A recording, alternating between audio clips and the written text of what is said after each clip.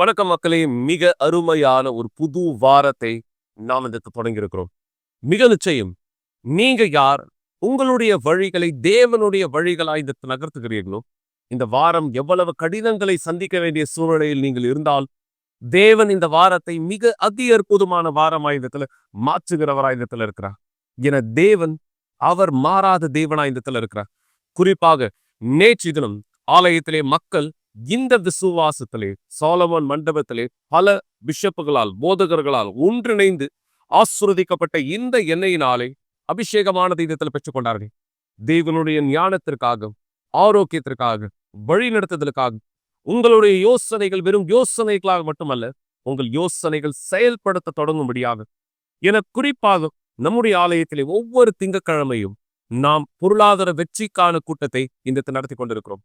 உங்களுடைய பொருளாதார வாழ்க்கையிலே தேவனுடைய செழிப்பானதை பெற்றுக்கொள்ளும்படியாக இன்று மக்களுக்கு நாங்கள் இந்த கற்றுக் கொடுத்த பிரகாரம் தேவன் சூழ்நிலைகளை மாற்றுகிற தேவனாய் இந்த இருக்கிறார். ஆம், ஒரு குறிப்பிட்ட நேரத்திலே இஸ்ரவேல் ஜனங்களுக்கு விரோதமாய் பேசப்பட்ட சாபத்துக்குரிய வார்த்தைகள் தேவன் அவர் தாமாகவே அந்த சாபங்களை ஆசீர்வாதமானதாய் திருப்பினார். குறிப்பாக எத்தனை பேர் நீங்க உங்க வாழ்க்கையில பல சூழ்நிலைகளை சந்திக்கிறவராக இருக்கீங்க?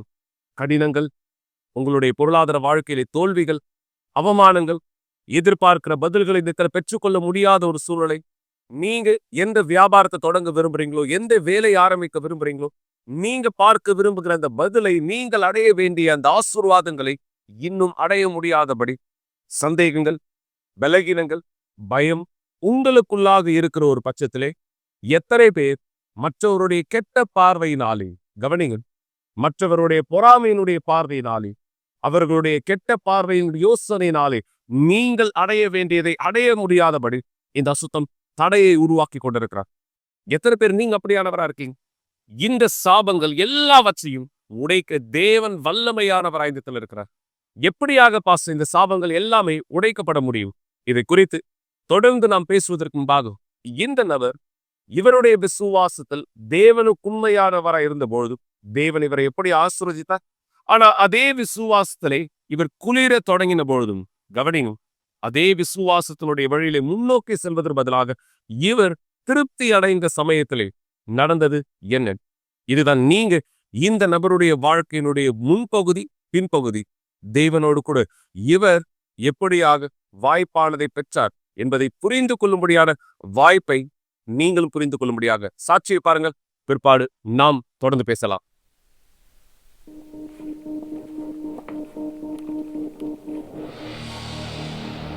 நானும் என்னுடைய மனைவியும் துணையாளராக இருந்தோம். அந்த நேரத்தில் எங்கள் ஆவிக்குரிய வாழ்க்கை சரியா இல்லை. ஏன்னா நாங்கள் பீடத்து முன்னாடி போய் ஜெபிப்பதை நிறுத்தி விட்டோம்.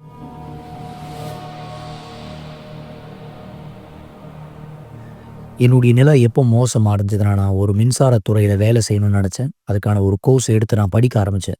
நான் நினச்சேன் இது மூலமாக என்னுடைய பண வாழ்க்கை ஆஸ்வதிக்கப்படும். ஆனால் அதுக்கான வேலை நான் இருந்த இடத்த விட்டு நான் வெளியே வேறு ஒரு இடத்துக்கு போய் வேலை செய்ய வேண்டியதாக இருந்துச்சு. அவர் எப்போ கேட்டலான் போறோம்னு சொன்னாரோ, நான் அவர்கிட்ட சொன்னேன், என் நண்பே, நம்ம திருமணமாகி ரொம்ப வருஷம் ஆகலை. நான் கேட்டேன், உங்களுடைய பண வாழ்க்கைக்கு முக்கியத்துவம் கொடுத்து இங்கிருந்து வேற இடத்துக்கு போக போறீங்களா? ஒரு தருணத்தில் போதகர் கூட என்கிட்ட வந்து பேசினார். அவர் சொன்னார், இந்த மாதிரி உன் நிலையில் நான் இருந்தேன்னா கண்டிப்பாக நான் போக மாட்டேன். அப்படி அவர் சொல்லி கூட நான் போனேன். அது எனக்கு நான் ரொம்ப தூரத்தில் போன மாதிரி இருந்துச்சு. அது மட்டும் இல்லை, அந்த மின்சாரத்துறையில் எனக்கு மிக முக்கியமான ஒரு பொறுப்பு கொடுத்துருந்தாங்க. இருப்பினும் அவர் இங்கிருந்து போன உடனே சில அடையாளங்களை வெளிப்படுத்த ஆரம்பிச்சா. அப்ப நாங்க பேசுவோம். நான் கேட்பேன், என் நண்பை இன்னைக்கு ஆலயத்துக்கு போனீங்களா? அவர் சொல்லுவார், இல்ல நான் போல, அல்லது நான் போனேன் ஆனா ரொம்ப தாமதமாயிடுச்சுன்னு. அப்ப நான் அவர்கிட்ட சொல்லுவேன், இல்லை என் நண்பே, இந்த மாதிரி நீங்க செய்யக்கூடாது. நான் ஒரு நிலையில் அவங்ககிட்ட போய் சொன்னேன், என்னை பரிமாற்றம் செய்யுங்க, நீ இங்கிருந்து வேற ஏதாவது ஒரு இடத்துல டிரான்ஸ்ஃபர் பண்ணிடுங்க. அப்போ சரியான நேரம் கிடைக்கல, மாற்றுறதுக்கான சரியான நேரம் கிடைக்கல. அதுக்கப்புறமா நான் வேலை செய்கிற அதே இடத்துல எனக்கு ஒரு நண்பர் அறிமுகமானார். அவர் வந்து என்கிட்ட பேச ஆரம்பித்தார், பாரு இது வந்து இன்னும் அதிகாரம் கொடுக்கப்படலை இதை செய்யறதுக்கு. ஆனால் இதை நம்ம செஞ்சால் நம்ம இன்னும் அதிகமாக பணம் பார்க்கலாம். ஆனால் எனக்குள்ளே இருந்த அந்த பண ஆசைனால, பண தேவையினால, அது எனக்கு தப்புன்னு தெரிஞ்சும் கூட அந்த மாதிரியான வழியில் வரக்கூடிய பணத்தை நானும் ஏற்றுக்கொண்டேன். அவர் எனக்கு பணம் அனுப்புவார், நானும் யாருக்கும் சொல்ல மாட்டேன். அந்த பணத்தை எனக்கு அவர் அனுப்பிச்ச பிற்பாடு அந்த பணம் எனக்கு ரொம்ப தேவையாக இருந்துச்சு. நான் அப்படி தான் நினச்சேன், எனக்கு அந்த பணம் தேவை. என்னுடைய எதிர்கால வாழ்க்கையில் எனக்கு அந்த பணம் தேவை நினச்சேன். என்னுடைய சம்பளம் ரொம்ப குறைவாக இருந்துச்சு, இந்த பணம் எனக்கு உதவி செய்யும் அப்படின்ற எண்ணம் எனக்குள்ளே இருந்துச்சு. அது கொஞ்ச காலம் வரைக்கும் எனக்கு தப்பா தெரியல. நான் என்ன நெனச்சேன், நான் தப்பு பண்ணல. அவர் தான் தப்பு பண்ணிட்டு இருக்காரு. அந்த ஆளு தான். ஆனா உண்மையில நானும் தப்பு பண்ணிட்டு இருந்தேன். அவர் செய்த தவறுக்கு நானும் ஒரு கூட்டாளியா இருந்தேன். அவர் செய்த அதே பாவத்த நான் செஞ்சுட்டு இருந்தேன். நான் கவனிக்க ஆரம்பிச்சேன், அவர் ஆவிக்குரிய வாழ்க்கையில சரியா இல்ல. அவர் செயல்ல, அவர் பேசும்பொழுது அல்லது அவர் அமைதியா இருக்கும்போதே தெரிஞ்சுது. அது வெளிப்படுத்தினது இவர் ஆவிக்குரிய வாழ்க்கையில சரியா இல்ல. அந்த நிலை ரொம்ப மோசமான ஒரு நிலையா இருந்துச்சு. நான் தவறு செஞ்சுட்டு இருந்தனால என்னுடைய மனசாட்சி என்ன குற்றப்படுத்துச்சு. தேவனுடைய வார்த்தை கூட எனக்கு பாரமா கேட்க ஆரம்பிச்சது. ஏன்னா, நான் செய்த தவறுனால சில நேரத்துல நான் கூட்டத்த விட்டு வெளியே எழுந்து போயிடுவேன். துணையாளர்களுடைய துணிய நான் போட மாட்டேன். புதன்கிழமை ஆலயத்துக்கு வரமாட்டேன். வெள்ளிக்கிழமை ஆலயத்துக்கு வந்தா யூனிஃபார்ம் போட மாட்டேன் துணையாளர்கள் துணிய. நான் போக போக என்னை எப்படி பார்த்தேன்னா, நாகமான் மாதிரி. நாகமானுக்கு இருந்த குஷ்டரோகம் மாரி. எனக்குள்ள அந்த குஷ்டரோகம் இருக்கிற மாரி நான் அப்படிதான் என்ன பார்த்தேன். ஆவிக்குரிய குஷ்டரோகி மாரி. இப்படிதான் நான் இருந்தேன்.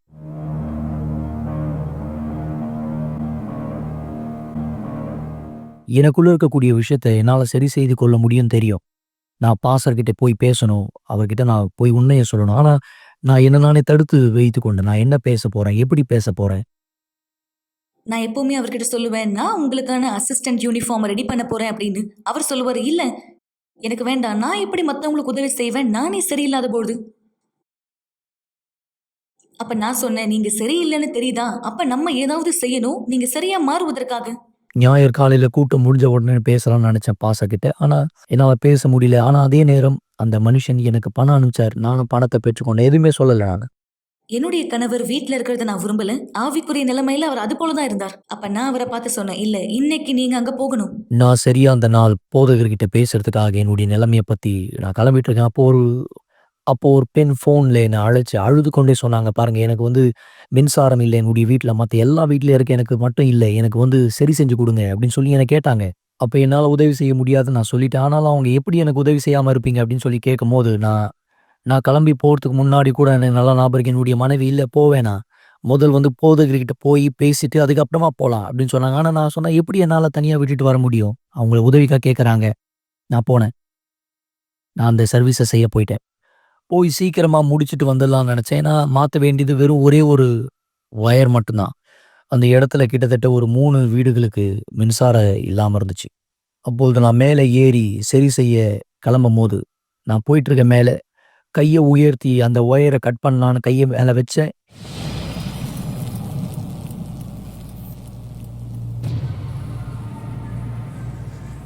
நான் அந்த கம்பிய தொட்ட உடனே 3800 வாட்ஸ் என்னுடைய உடம்புல பட்டுச்சு. என்னால கண்கள திறக்க முடியல, பேச முடியல. அப்படியே மேலேயே நடுங்கிட்டு இருந்தேன். கம்பிய புடிச்சுக்கிட்டே. அந்த நடுக்கத்திலேயே அப்படியே நடுங்கிக் கொண்டே மேலேருந்து கீழ விழுந்துட்டேன். கீழ விழும்போது தான் நீங்க பார்க்குற இந்த பின்னாடி எனக்கு மேல அடிபட ஆரம்பிச்சது. ரத்தம் பயங்கரமா போச்சு. அவர் உண்மையாலே வேதனைப்பட்டார். அந்த நேரம் ஒருத்தர் வந்தார். அவருக்கு முதல் உதவி எப்படி செய்யணும்னு தெரியும். அந்த நேரம் அவர் அவருடைய விரலை எடுத்து மேத்யூவுடைய வாயில வச்சிருந்தார். அப்ப நான் கேட்டிருந்தேன், உதவி செய்யுங்க. அப்படி இல்லைன்னா இவர் மரித்து போவார். அவருடைய நாக்கு அவர் முழுங்கிடுவார் போல. அந்த நேரம் ஏறக்குறைய அவருடைய விரல்களையே அவர் இழந்திருப்பார். நான் சொல்ல மறந்துட்டேன். அந்த நேரம் நான் 6 மாசம் கர்ப்பமா இருந்தேன்.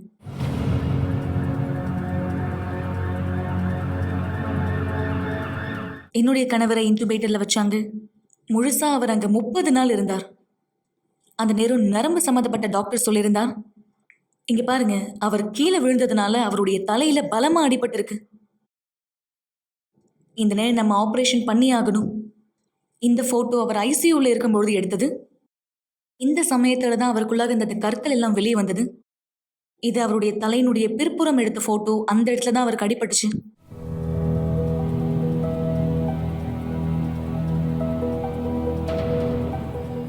நான் பார்த்தேன், பிசாசு அவருடைய ஆத்துமாவை எடுக்க பார்த்தான். அது தெளிவா தெரிஞ்சது. அந்த நேரம் நாங்க இஸ்ரவேலின் சிறப்பு நிகழ்ச்சியில இருந்தோம். அந்த நேரம் நான் பார்த்தேன், எங்களுடைய முழுமையை பீடத்து மேல அர்ப்பணிப்பதற்கான நேரமா இருந்தது. ஏன்னா அது வெறும் என்னுடைய தியாகம் மட்டும் கிடையாது, அவருடைய தியாகமுமா இருந்தது. ஏன்னா அபாயத்துல இருந்தது அவருடைய ஆத்துமா. நான் நினைச்சேன், இப்போ என் கணவர் இறந்துட்டார்னா அவருடைய ஆத்துமா எங்க போகும்? நான் பீடத்து மேல ஏறின சொன்னேன், தேவனே, இந்த இடத்துல என்னுடைய ரத்தமும் மேத்யூடைய ரத்தமும் இருக்கு. இது எங்களுக்காக கூக்குரல் செய்யும். அவருடைய ஆத்துமாவுக்காக இது கூக்குரல் செய்யுது. என்னுடைய மனைவி எப்படி பீடத்து மேல எனக்காக போராடிட்டு இருந்தாங்களோ, அதே போல நான் ஆவிக்குரிய விதத்துல நான் மருத்துவமனையில போராடிட்டு இருந்தேன். எனக்கு சுயநிலையே இல்ல. நான் ஏதோ வேறு ஒரு உலகத்துல இருந்த மாதிரி நான் நினைச்சிட்டு இருந்தேன். அந்த நிலையில நான் இருக்கும்போது எனக்கு நடந்த ஒரு விஷயம் ரொம்ப நிஜமா இருந்துச்சு. எனக்கு நேரா ஒரு தூதுவர் வந்தாரு. ஒரு தூதுவர் எனக்கு நேரா வந்த பிற்பாடு என்னுடைய கரத்த பிடித்து என்ன மேல கொண்டு போனார். மேல போயிட்டு இருக்கும்போது கொஞ்சம் கொஞ்சமா அந்த தூதருடைய முகம் பிசாசனுடைய முகம் போல மாறுச்சு. அருவருப்பான ஒரு முகமா, பயங்கரமான ஒரு முகமா. அத நான் பார்த்த உடனே அதிர்ச்சி அடைஞ்சேன். இல்ல, நான் நரகத்துக்கு தான் செல்லப் போறேன். பிசாசு தான் என்ன கொண்டு போறான். எனக்கு வேற வாய்ப்பே இல்ல. வேற வாய்ப்பே கிடைக்காது. எப்படி நான் என்னுடைய வாய்ப்ப தவற விட்டேன்? எப்படி? எல்லா வாய்ப்ப நான் தவற விட்டுட்டேன். நான் எத போதிச்சேனோ, அதுல நான் வாழல. அதே தருணத்துல எனக்கு தேவனுடைய குரல் கேட்டுச்சு. தேவனுடைய குரல் மீண்டுமா எனக்கு ஒரு வாய்ப்ப குடுத்துச்சு. நான் கண்ண விழிச்சு பார்க்கும்போது, நான் முதல் பார்த்த ஒரு நபர் என்னுடைய அம்மா. அவங்கள பார்த்த உடனே நான் நெனச்சேன், தேவன் எனக்கு மீண்டுமா எனக்கு ஒரு வாய்ப்பு குடுத்திருக்கார். இந்த வாய்ப்ப நான் பயன்படுத்தணும். இந்த வாய்ப்ப நான் கைவிடக்கூடாது. அதுக்கப்புறமா நான் அழுகத் தொடங்கினேன். நான் அழுகத் தொடங்கின பிற்பாடு, இயேசு எனக்காக அவருடைய ஜீவன குடுத்திருக்காரு. அவருடைய ஜீவன குடுத்தார். அவர் எனக்கான வேலையை ஏற்கனவே சிலுவையில செய்திருக்கார். அப்பொழுது நான் நேர்மையா இருந்தேன் தேவனுக்கு. நேர்மையா என்ன காண்பிச்சேன். எனக்கு உண்மையாவே உதவி தேவை தேவனே. எனக்கு ஒரு புதிய வாழ்க்கை தேவை. நான் இததான் தேவன்கிட்ட சொன்னேன். என்னுடைய அம்மா போயிட்ட பிற்பாடு என்னுடைய மனைவி வந்தாங்க. என் மனைவி கிட்ட நான் சொன்னேன். நான் இந்த இடத்த விட்டு வெளியே வந்த உடனே நான் எந்த இடத்துக்கும் போமாட்டேன். முதல் நான் ஆலயத்துக்கு தான் போப்போறேன். அங்க முதல் வந்து சேர்ந்த பிற்பாடு நான் அங்க பாஸ்டர பார்த்தேன். பாஸ்டர பார்த்த உடனே சொன்னேன், பாஸ்டர் தயவு செய்து எனக்கு ஞானஸ்நானம் குடுக்குறீங்களா? அப்போ அவரு சொன்னாரு, ஆமா நான் உனக்கு தரேன் ஞானஸ்நானம். நிச்சயமா. அந்த இடத்துல உண்மையா, அந்த நேரம் உண்மையா, முழு மனதோட, முழு விருப்பத்தோட நான் பெற்றுக்கொண்ட ஞானஸ்நானம் என்னை மீண்டுமா தேவன்கிட்ட வர வைத்தது. நான் தேவன்கிட்ட அங்க அறிக்கை செய்த நேரம், என் மனசுல இருக்கக்கூடிய பாரத்த தேவன் வெளியெடுத்தார். அந்த பாவம் உள்ள அந்த பாவம். என்னால அத விலக்கி சொல்ல முடியல எப்படின்னு. அத வெளியே எடுத்தார் தேவன். அதை எடுத்த பிற்பாடு தான் நான் விடுதலை அடைஞ்சேன். அதுக்கப்புறம் தான் பரிசுத்த ஆவி எனக்குள்ள வந்தார். பரிசுத்த ஆவி எனக்குள்ள வந்த உடனே நான் ரொம்ப சந்தோஷமாயிட்டேன். நான் ரொம்ப லைட்டா உணர்ந்தேன். அந்த நேரம் என்னுடைய ஆசை, என்னுடைய விருப்பம் தேவனுக்காக ஊழியம் செய்ய, நெறைய ஆத்துமாவ காப்பாத்த, தேவனுக்கு நெறைய காரியங்கள செய்ய நான் முன்னாடி செய்திருந்தாத எல்லா காரியத்த நான் செய்ய ஆசைப்பட்டேன். எல்லாத்துக்கும் மேல நான் ரட்சிப்ப முக்கியத்துவமா வைத்தேன். ஏன்னா அதுதான் மிக முக்கியமானது. நான் இப்பொழுது வாழுகிற வாழ்க்கை நேர்மையான வாழ்க்கை, நீதி உள்ள வாழ்க்கை. நான் பொய் சொல்லுவதை விட்டுவிட்டேன். ஏமாத்துறது அல்லது தவறான வழியில வரக்கூடிய பணத்தை எல்லாத்தையும் விட்டுட்டேன். நான் தேவனிடத்துல கேட்கிற ஒரே ஒரு விஷயம், தேவனுக்கு உண்மை தன்மையா இருக்கும்போது தேவன் என்னை பார்த்துக் கொள்வார்.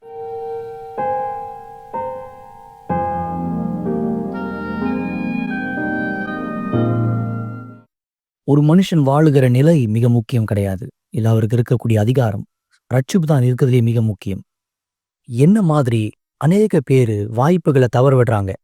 வாய்ப்புகளை பாவம் செய்த பிற்பாடு அந்த பாவத்தை மனம் திரும்புவதற்கான வாய்ப்பு வரும்போது அதை தவற விடுறாங்க.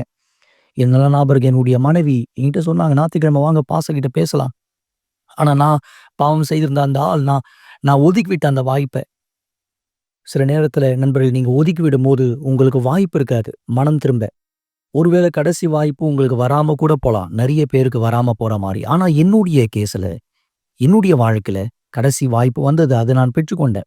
அதை நான் பெற்றுக்கொள்ளாமல் இருந்தேனா, நான் இந்த நேரம் நரகத்துல இருந்திருப்பேன். நான் மீண்டும் ஒரு முறை ரட்சிப்புக்கான வாய்ப்பை பெற்றுக்கொண்டேன். ஆனா துரதிர்ஷ்டவசமா நிறைய ஜனங்க இந்த கடைசி வாய்ப்பை பெற்றுக்கொள்ளவில்லை. நல்லது மக்களின் மீண்டும் உங்களை இடத்துல வரவேற்கிறேன். முன்பு உங்களோட நான் சொல்லிட்டு இருந்த பிரகாரம் தேவன் அவருடையவர்களுக்கு எதிராக வரக்கூடிய சாபங்களையும் கூட ஆசீர்வாதமானவராய் இந்த திருப்புகிற தேவனாய் இந்த இருக்கிறார். தேவன் மாறாத தேவனாக இருக்கிறார். ஆனா தேவன் என்னுடைய வாழ்க்கையில் இருக்கக்கூடிய இந்த சாபத்தை, இந்த அசுத்தத்தை, என்னுடைய பொருளாதார வாழ்க்கையில் இருக்கிற தடைகளை, கடினங்களை மாற்றுவாரா? தேவனுடைய பதிலானதை நான் இந்த பெற்றுக்கொள்ள முடியுமா? மிக நிச்சயம் இது உங்களுக்கும் நடக்க முடியும். தேவன் அவர் சொன்ன வார்த்தையிலே நீங்கள் கவனமாய் செவி கொடுத்து அதை கீழ்ப்படிய தொடங்கினால், எந்த வார்த்தை பாசது? மல்கியா 3ஆம் அதிகாரம் 10ஆம் வசனத்திலே நீங்கள் கவனமாய் இந்த பார்ப்பீர்களே, ஆனால் தேவன் சொன்ன வார்த்தை போல அவருடையதை நாம் அவருக்காக திருப்பும் பொழுது, நாம எப்பொழுது தேவனுடையதை தேவனிடத்திலே திருப்புகிறவராய், முதற் பங்கானதை தேவனிடத்திலே அர்ப்பணிக்கிறவராய் இருக்கிறோமோ, தேவனோடு நாம் இந்த உடன்படிக்கை செய்கிறோம். தேவனை என் வாழ்க்கையின் எல்லாவற்றிலும் நீர் முதலாவதாய் இருக்கிறீர். அப்ப தேவன் உங்க வாழ்க்கையில் முதலாவதா இருக்காருன்னா, அப்ப மீதமானவைகளை அவர் வழி நடத்தாமல் போவது எப்படி? இந்த உண்மைத்தன்மை மட்டும்தான் உங்களுடைய பொருளாதார வாழ்க்கையிலே மாபெரும் அதி அற்புதமான காரியங்கள் இந்த இடத்துல கொண்டு வர முடியும். தேவனுக்கு கீழ்ப்படுகிறவராய், தேவனுடைய விருப்பத்தின் வழிகளில் நடக்கிறவராய் நீங்கள் நடக்கும் பொழுது மட்டுமே அவர் உங்களை சுத்தி இருக்கிற எல்லா இருள்களை, சாபங்களை, தடைகளை, கடினங்களை மாற்றுகிற தேவனாய் இந்த இடத்துல இருக்கிறார். இது தற்செயலா வெறும் தேவனுடைய வார்த்தையில் எழுதப்பட்டதாய் மட்டும் நான் உங்களோடு சொல்லவில்லை. விசுவாசத்திலே மக்கள் யார் இதை ஏற்றுக்கொண்டார்களோ, கீழ்ப்படிய தொடங்கினார்களோ, அவர்களுடைய சாட்சிகளோடு ஆதாரமாய் நான் இதை உங்களோட இந்த இடத்துல பேசுறேன். நீங்க எத்தனை பேர் உங்க பண வாழ்க்கையில கடினங்களை கடந்து போகிறவரா இருக்கீங்க? நீங்க எத்தனை பேர் உங்களுடைய பொருளாதார வாழ்க்கையிலே தேவன் வாக்குத்தத்தங்கள் இன்னும் நிறைவேற்றப்படாத ஒருவராய் இந்த இடத்துல வாழ்ந்துட்டு இருக்கீங்க? இந்த சூழ்நிலை மாற முடியும். தேவனோடு நீங்கள் இந்த உடன்படிக்கை செய்தால் பாஸ்டர், தேவனுக்கு எப்படியாக உண்மையா இருக்கிறது, தேவனுடைய வழியில் எப்படியா நடக்கிறது, இப்படியான கேள்விகளை நீங்கள் எங்களோடு கேட்க விரும்பினால் நேரடி ஆலயத்தில் எங்களுக்கு ஒவ்வொரு நாளும் திறக்கப்பட்டதா இருக்கிறது, வரவேற்கப்படுகிறீர்கள். அல்லது நீங்க போன் மூலமாகவோ அல்லது வாட்ஸ்அப் மூலமாக எங்களை தொடர்பு கொள்ளலாம். இந்த வழி நடத்துதல் உங்களுக்கு நாங்கள் கொடுக்க தயாரா இருக்கிறோம். தேவனோடு செழிப்பை நீங்கள் பெற்றுக்கொள்ள இன்று ஆலயத்தின் கூட்டத்திலே மக்கள் கற்றுக்கொண்டார்கள். அதே விசுவாசத்திலே நீங்களும் இந்த ஆவியின் வழிகளை தேவனோடு சேர்ந்து கற்றுக்கொள்ள முடியும். மக்களே, இந்த நேரம் கீழ்ப்படிந்த ஒருவருடைய சாட்சியை நீங்க பார்க்க போறீங்க. தேவனை முதலாவது வைத்து தேவனோடு தன் வாழ்க்கையை வளர்த்து இன்று ஆசீர்வாதத்தினுடைய சாட்சியா இருக்கிற இந்த நபருடைய வாழ்க்கை மாற்றத்தையும் பாருங்க. பிற்பாடு நாம் இதே விசுவாசத்திலே ஒன்றிணைந்திருக்கலாம். தேவன் உங்களுடைய பொருளாதார வாழ்க்கையிலும் இதே ஆசீர்வாதங்களை கொடுக்கும்படியான வழி நடத்துதலை தேவன் கொடுக்க நாம் ஜெபிக்க முடியாக சாட்சி குறிப்பாடு ஜெபத்தில் இணையலாம். எல்லாருக்கும் வணக்கம். என் பேர் ரோஜேஷ். நான் சரியா இந்த யூனிவர்ஸ் ஆலயத்துக்கு வரதுக்கு முன்னாடி என்னுடைய வாழ்க்கையில் ரொம்பவும் அழிக்கப்பட்ட ஒரு நிலைமையை தான் இருந்துச்சு. சொல்லப்போனால் நான் 10வது ஃபெயிலான ஒரு நபராக இருந்தேன். இதனால என்னுடைய ஃபேமிலியில் என் அப்பா, என்னுடைய அம்மா இருக்கட்டும், இவங்க எனக்கு ஒரு மரியாதை கொடுக்காத ஒரு நபராக இருந்தாங்க. என்னை ரொம்ப கஷ்டப்படுத்தக்கூடியவங்க. ஒரு பிரச்சனையில் என் அம்மா என்கிட்ட இந்த வார்த்தையை கூட சொல்லியிருந்தாங்க, நீ உயிரோடு இருக்கிறது இறந்தாலே நல்லா இருக்கான்னு சொல்லிட்டு. ஏன்னா நான் 10வது ஃபெயிலான ஒரு காரணத்தினால எனக்கு நண்பர்களுடைய சகவாசமானது இல்லை.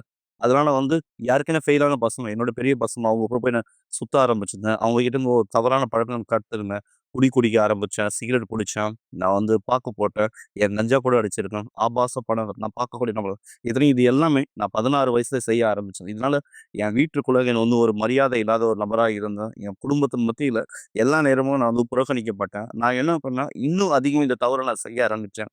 பசங்க கூட போகிறது, பைக்கில் சுற்றுறது, நைட்டில் போகிற ஒரு பசங்களை போட்டு அடிக்கிறது. ஒரு சிலர் டைமில் வேலை முடிச்சுட்டு ஒரு சிலர் ஃபேமிலியில் இருக்கிறவங்க வருவாங்க. அவங்கள கூட என்ன பண்ணுவோன்னா, நான் நிறுத்தி வழிமறிச்சு சும்மா விளையாட்டுக்காக அவங்கள அடித்து அந்த இடத்துலேருந்து ஓட விடுவோம். அந்த மாதிரி ஒரு தவறு கூட நான் செஞ்சுருக்கேன் நான். இந்த மாதிரி என்னுடைய வாழ்க்கையானது ரொம்பவும் ஒரு மோசமான ஒரு நிலைமை தான் பொருந்துச்சு. இது எல்லாமே நான் செஞ்சாலும் எங்களுக்கு அந்த நேரத்தில் ஒரு திருப்தியானது இல்லை. அதனால் என்ன பண்ணோன்னா, அதிகமான ஒரு போதை பழக்கம் நான் எடுத்துக்க ஆரம்பித்தேன். குடிக்க ஆரம்பிச்சிருந்தேன். அந்த குடிக்கு நான் 16 வயசுன்றதுனால அந்த டைம் என் கையில் காசு ஆனால் இல்லை. காசு இல்லாத ஒரு காரணத்தினால நான் என்ன பண்ணுவேன்னா, எங்கள் அப்பா பாக்கெட் போய் காசு எடுப்பேன் அவருக்கு தெரியாமல். எங்கள் அம்மா தெரியாமல் பீரோ சாவி ஒரு சாவி நான் வச்சுருந்தேன். அவங்க வீட்டில் இல்லாத டைம்ல நான் அங்கேருந்து காசு எடுப்பேன். நான் போய் பசங்க கூட சேர்ந்து திருப்பி இல்லை சரக்கானது வாங்கலாம், குடிக்கலாம் அப்படின்ற மாதிரி இருக்கும். இப்படி தான் என் வாழ்க்கையானது ரொம்ப அழிக்கப்பட்ட ஒரு நிலைமையில இருந்துச்சு. எனக்கு வீடை விட சொல்லப்போனால் என்னுடைய ஃப்ரெண்ட்ஸுங்க தான் எனக்கு ஜாஸ்தி. ஃப்ரெண்ட்ஸுங்க தான் ஒரு முக்கியமான ஒரு சூழ்நிலையில் நான் இருந்தேன். ஒரு நாள் இந்த மாதிரி ஃப்ரெண்ட்ஸுங்க கூட சேர்ந்து நாங்கள் அப்போ ஜிம்னாஸ்டிக்லாம் பண்ணுவோம். அந்த மாதிரியான ஒரு சூழ்நிலையானது பண்ணும்போது தான் யூனிவர்ஸ் ஆலயத்திலேருந்து ஒரு தேவனுடைய மனுஷன் அந்த இடத்துல வந்திருந்தாரு. எங்களை ஒரு அழைப்பிதழ் கொடுத்திருந்தாரு. உங்களுக்கு திறமையானது இருந்தால் நீங்கள் என்ன பண்ணலாம், வாலிப கூட்டமானது இருக்கு, இல்லை வாலிப கூட்டத்தை நீங்கள் வாங்க, உங்களுடைய திறமையை காமின்னு சொல்லிட்டு நான் அந்த நேரம் தான் நாங்கள் வந்தோம். அந்த இடத்துல நாங்கள் வரும்போது தான் நாங்கள் ஒரு டான்ஸ் மூலயமா ஒரு ஜிம்னாஸ்டிக் பண்ணலாம் அப்படின்னு சொல்லிட்டு தான் நான் வாலிப கூட்டத்தில் நான் வந்தேன். முதல் கூட்டத்துலேயுமே ரொம்ப ஒரு வித்தியாசமான ஒரு உணர்வானது இருந்துச்சு. ஏன்னா வெளியில் இருக்கக்கூடிய நண்பருடைய பார்க்கணும், வெளியில் இருக்கக்கூடிய இடத்தை விட நான் இந்த இடத்துல பார்க்கும்போது ஒரு வித்தியாசத்தை ஏற்படுது. அந்த இடத்துல நாங்கள் டான்ஸ் ஆடிருந்தோம். அந்த இடத்துல ஒரு என்ஜாய்மெண்ட் நாங்கள் பண்ணியிருந்தோம். ஆனால் அந்த கூட்டம் முடிவில் ஒரு ஜெபமானது எனக்கு செஞ்சிருந்தேன். அந்த ஜெபம் செஞ்சு முடித்த உடனே நான் என்ன ஆச்சுன்னு தெரியல, நான் ஒரு மயக்கடிச்சு கீழே விழுந்தேன் நான். எனக்கு உடம்புக்குள்ள ஏதோ ஒரு வித்தியாசமான ஒரு உணர்வு இருந்துச்சு. எனக்குள்ள ஏதோ வெளியே போன மாதிரி நான் உணர்ந்தேன் நான். அந்த நேரத்துல நான் அப்ப ஒரு தேவனுடைய மனுஷனிடத்துல கேட்டிருந்தேன். எனக்கு என்ன ஆச்சு அப்படின்னு கேட்டிருந்தேன். அப்ப சொல்லியிருந்தாரு, "இந்நாள் வரையிலும் நீ ஒரு அசுத்த ஆவியினால ஒரு பாதிக்கப்பட்ட ஒரு நபரா இருந்த. இந்த ஜெபத்திலிருந்து நீ வெளிப்படுத்தப்பட்ட" அப்படின்னு சொல்லியிருந்தாங்க. பிற்பாடு நான் என்ன பண்ண ஆரம்பிச்சேன்னா, என்ன வெளியில இருக்கக்கூடிய நண்பர்களுடைய சகவாசத்தோட இந்த ஆலயத்திற்குள்ள வரும்போது, நான் அநேக ஃப்ரெண்ட்ஸுங்க எனக்கு கிடைச்சிருந்தாங்க. நான் என்ன பண்ணேன்னா, இந்த ஃப்ரெண்ட்ஸுங்கிட்ட பேச ஆரம்பிச்சேன். இவங்க ஆலயத்துக்கு ஒரு முறையும் என்ன வரும்படியான எனக்கு அழைப்பிதழானது குடுத்திருந்தாங்க. நான் தொடர்ந்து ஆலயத்துக்கு நான் வர ஆரம்பிச்சேங்க. வரும்போது ஒவ்வொரு கூட்டத்திலயும் ஒவ்வொரு வித்தியாசமானத நான் கத்துக்கிட்டேன். ஒரு செய்திய நான் பெற்றுக்கொண்டேன். இந்த பிரச்சனையானது எனக்கு சீக்கிரமா முடியல. நான் ஆலயத்திற்குள்ளாக வந்தாலும், புதன்கிழமையானது வந்திருந்தேன், வெள்ளிக்கிழமையானது வந்திருந்தேன். என்னுடைய விடுதலைக்கான கூட்டத்தில கடந்து ஞாயிற்றுக்கிழமை கடந்தேன். ஆனா என்னுடைய பழைய ஃப்ரெண்ட்ஸ் என்ன இன்னும் விடல. நான் சர்ச்சுக்கு போறத சொல்லி என்ன கிண்டல் பண்ண ஆரம்பிச்சிருந்தாங்க.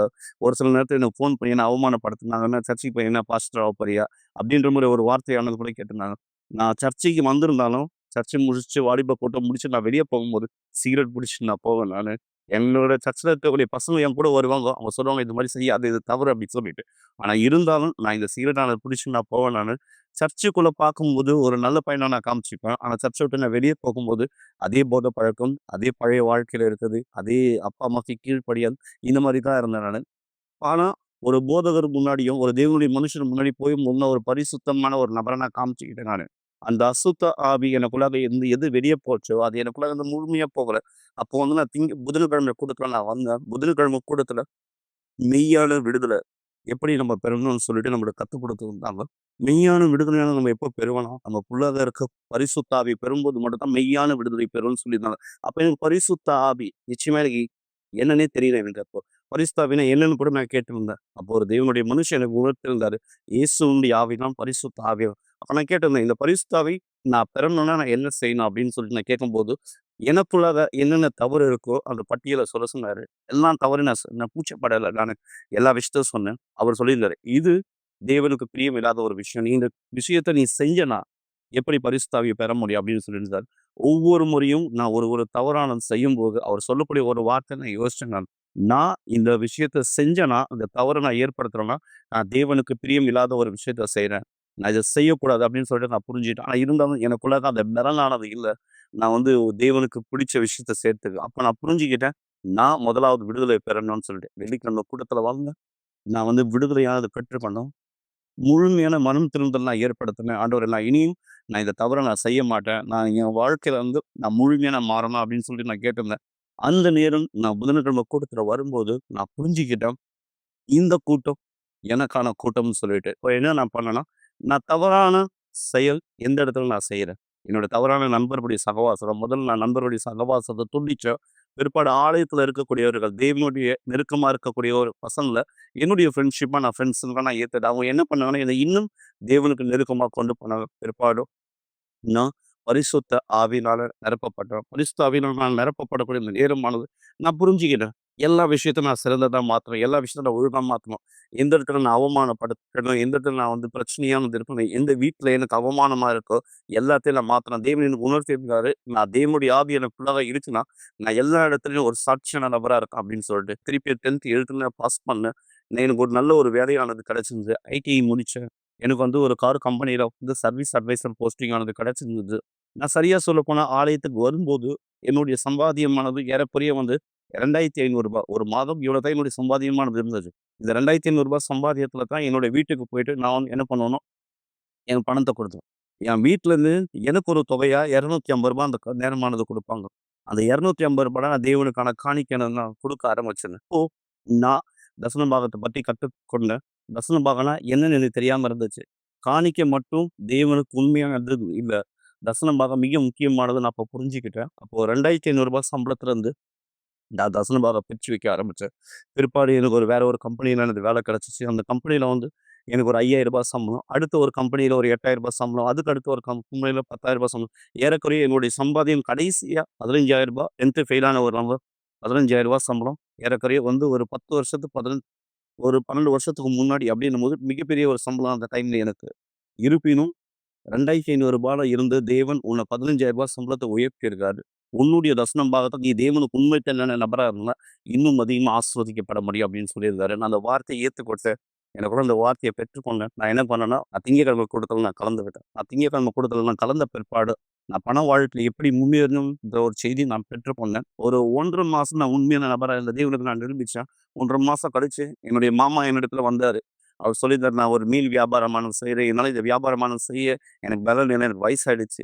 நீ இந்த கடைய இருந்து போடுறியா?" அப்படின்னு சொல்லியிருந்தாரு. நான் சொன்னேன், "நான் போடுறேன்" அப்படின்னு சொல்லியிருந்தேன். ஏன்னா, இது தேவனுக்கு நான் ஜெபிச்சிருந்தேன். "தேவன் எனக்கான ஒரு வழிய காண்பீங்க. எனக்கான ஒரு கதவு திறங்க" அப்படின்னு சொல்லி தேவன் எனக்கான ஒரு வாய்ப்பு கொடுக்குறாருன்னு நான் நம்பி அந்த இடத்துல போனேன். இன்னைக்கு மீன் வியாபாரத்துல நான் செய்ய ஆரம்பிச்சேன். ஏறக்குறைய ஒரு 6 மாத காலமா நான் வந்து அந்த மீன் வியாபாரத்த தொடர்ந்து செஞ்சேன். என்னுடைய சம்பளம் 1,00,000 மாறுச்சு. சரியா தேவனுடைய மனுஷன் எனக்கு எந்த ஒரு வார்த்தை சொன்னாரோ, அதே பிரகாரம் இந்த சம்பளம் ரூ. 1,00,000 மாறி இருந்துச்சு. நான் அந்த ரூ. 1,00,000 தேவனுக்கு உண்மையான நபரா இருந்தேன். இன்னைக்கு என்னுடைய பண வாழ்க்கையில தேவன் வித்தியாசம் ஏற்படுத்தியிருக்காரு. ஒரு மாதம் ஏறக்குறைய ரூ. 2,50,000 நான் சம்பாதிக்கக்கூடிய ஒரு நபரா இருக்கேன். எனக்கு கீழ 3 பேர் கிட்ட வேலை செய்றாங்க. முன்னாடி ரூ. 2,500 சம்பளத்தோட நான் இந்த ஆலயத்துக்கு நான் வந்தேன். ஆனா இன்னைக்கு தேவன் எனக்கு ரூ. 2,50,000 சம்பளமானது மக்களும் நான் பெற்றுக்கொள்ளும்படியாக தேவன் என்னுடைய ஆசீர்வதிச்சிருக்காரு. என்னுடைய பண வாழ்க்கை முழுமையா வித்தியாசமானது மாறி இருக்கு. இது மட்டும் இல்லாம, நான் முன்னாடி மத்தவங்க கீழ கை கட்டி வேலை செஞ்சுட்டு இருந்தேன். ஆனா இன்னைக்கு மத்தவங்களுக்கு நான் சம்பளம் கொடுக்கக்கூடிய அளவுக்கு தேவன் என்னுடைய வாழ்க்கையை மாற்றிருக்காரு. இது மட்டும் கிடையாது. என்னுடைய திருமண வாழ்க்கை ரொம்பவும் ஆஸ்வதிக்கப்பட்ட ஒரு நபரா இருக்கிறது. நான் ஆலயத்துக்கு வரும்போது தனிமையான நபரா இருந்தேன். நான் வந்து வாலிப பருவத்தில அந்த ஆலயத்திற்கு வந்திருந்தேன். ஆனா இந்த இடத்துல வரும்போது, தேவன் எனக்கான ஒரு ஏற்றுக்கொள்கையை குடுத்திருக்காரு. அவங்களும் ஒரு தேவனுடைய மனுஷியா இருக்காங்க. ஆலயத்தில இருக்கக்கூடியவங்களா இருக்காங்க. பரிசுத்த ஆவிய பெற்றுக்கொண்ட ஒரு நபரா இருக்காங்க. இன்னைக்கு எனக்கு 3 பசங்க இருக்காங்க. என்னுடைய திருமண வாழ்க்கை மிகவும் ஆசீர்வதிக்கப்பட்ட ஒரு நபரா இருக்கிறது. எல்லாவற்றுக்கும் மேலாக என்னுடைய திருமண வாழ்க்கையோட என்னுடைய ஆரோக்கியம் நிச்சயமா தேவனுடைய பரிசுத்த ஆவியினால எனக்கான பலன குடுத்திருக்காரு. எல்லாவற்றுக்கும் மேலாக என்னுடைய பெரிய ஆசீர்வாதம் தேவன் எனக்கு கொடுத்த பரிசுத்த ஆவியானது. இந்த பரிசுத்த ஆவி எனக்குள்ளாக இரும்போது, நான் முழுமையான ஒரு உறுதியை நான் உணர்றேன். தேவன் எனக்குள்ள இருக்கிறார். என்னுடைய வாழ்க்கை முன் இருந்ததற்கும் இப்போதும் தேவன் முழுமையான ஒரு மாற்றத்த கொடுத்திருக்கிறாரு. இந்த ஆலயத்துல நான் வராத இருந்தேன்னா, நிச்சயமா ஒரு தவறான ஒரு பழக்கத்துல ஈடுபடக்கூடிய ஒரு நபரா இருப்பேன். ஒரு குடிச்சிட்டு இருப்பேன். ஏன் ஒண்ணு நான் ஜெயில்ல இருந்திருப்பேன். இல்ல நான் செத்து கூட நான் போயிருப்பேன். ஏன்னா இப்படிப்பட்ட ஒரு நபரா தான் நான் வெளிய வாழ்ந்திருந்தேன். ஆனா எப்போ நான் இந்த ஆலயத்த நான் தேர்ந்தெடுத்தேனோ, நான் தீர்மானித்தேன். தேவன் என்னுடைய வாழ்க்கைய மாத்த விரும்புறார். இந்த வாழ்க்கை வந்து தேவன் என்ன முழுமையா மாத்துறதுக்கான ஒரு ஆக்கமானது. இன்னைக்கு நான் தேவனுடைய ஊழியத்தை ஒரு செய்யக்கூடிய ஒரு நபரா இருக்கேன். ஆலயத்துல துணையாளரா இருக்கேன். என்ன மாரி யார் கஷ்டப்பட்டாங்களோ, அவங்க எல்லாருக்கும் ஒரு உதவி செய்யக்கூடிய இடத்துல தேவன் இந்த நேரம் என்ன மாத்திருக்காரு. தேவன் என்ன மாத்துனது மட்டும் அல்லாம, மத்தவங்களுக்கு நான் ஊழியம் செய்யக்கூடிய அளவுக்கு எனக்கான பலன குடுத்திருக்காரு. எனக்கு பலன் குடுத்த இந்த தேவனுக்கு நான் மிகவும் நன்றி செலுத்துறேன். ஒருவரும் உங்களுக்கு வெளிச்சத்தின் நாளை கொடுக்காவிட்டாலும், உங்களுடைய சத்தத்தை கேட்பதே பாரமாக தோன்றினாலும், உங்களுக்கு தேவையான பலத்தையும் நம்பிக்கையும் பெறுவதற்கான ஒரே வழி ஜெபம். தயவு செய்து உங்களுடைய கண்களை மூடியிருங்கள். இது ஜெபத்தின் நேரமா இருக்கிறது. எங்கள் ஆண்டவராகிய இயேசுவே, என் தேவாவியானவரே, நீர் மாறாத சர்வ வல்லமையான தேவன் தானே. இதோ இந்த நேரம் யார் இந்த நிகழ்ச்சியை பார்த்து கொண்டிருக்கிறார்கள்? நான் அவர்களை அறிந்திருக்கவில்லை, ஆனால் நீர் பார்க்கிறீர் என் தேவனே. கடினங்களிலும் வலிகளிலும் வேதனைகளிலும் பலவிதமான பிரச்சனைகளின் குழப்பத்திலும் அடுத்து என்ன செய்வது என்று வழி தெரியாத ஒருவராய் இங்கு இந்த மக்களிடத்தில் இருக்கிறதை நீர் பார்க்கிறீர். ஆனால் என் தேவனே, ஆண்டவராகிய இயேசுவே, நீர் வாக்களித்தது ஒரு நபருடைய வாழ்க்கையின் மீது நிஜமாக்கப்பட வேண்டுமேயானால் அந்த நபர் உம்முடைய சத்தத்துக்கு கவனமாய் செவி கொடுத்து கீழ்ப்படிய வேண்டியது அவசியமானது தானே. எனவே என் தேவனே, ஆண்டவராகிய இயேசுவே, இந்த சாட்சியிலே இந்த நபர் உமக்குண்மை தன்மையாய் இருக்க தேர்ந்தெடுத்து இன்று உம்முடைய பெயரை மகிமைப்படுத்துகிறவராய் தன் வழிகளில் ஆசீர்வாதமானதை நோக்கி நகருகிறவராய் இருக்கிறது போல இந்த மக்களும் உம்முடைய சத்தத்தை கேட்க பலனை தரும்படியாக கேட்கிறேன். குழப்ப நிலைகள், சந்தேகங்கள் அல்லது 2 விதமான யோசனைகள் எல்லாவற்றிலிருந்து இவர்களை தெளிவாடைய செய்யும் தேவன். அதனாலே உம்முடைய வார்த்தையும் உம்முடைய வழியும் இவருடைய எண்ணங்களுக்குள்ளாக இந்த நுழையும். இவருடைய நாளை, இவருடைய வாழ்க்கையை, குறிப்பாய் இந்த வாரம் முழுவதும் எல்லாவற்றையும் நீர் ஆசீர்வதிக்க கேட்கிறேன். எங்கள் தேவனும் சர்வ வல்லவருமாய் இருக்கிற ஆண்டவராகிய இயேசு கிறிஸ்துவின் பெயராலே இவரை ஆசீர்வதிக்கிறேன் தேவனே. ஆமென். தேவன் உங்களோடு கூட இருக்கிறார். அவருடைய வல்லமையும் பலனும் உங்களை வழிநடத்தட்டும்.